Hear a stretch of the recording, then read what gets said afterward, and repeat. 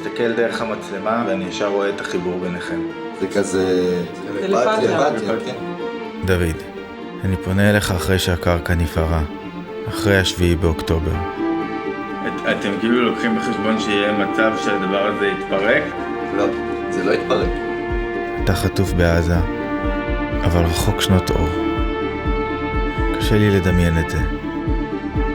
במנהרה חשוכה, לבד, מופרד מאחיך. זו מציאות בלי גרביטציה. אני פונה אליך בדרך היחידה שאני מכיר. מהקולנוע שהפגיש בינינו. אני מסתכל במראה, אני כל הזמן רואה אותו. אני מרגיש מחנק.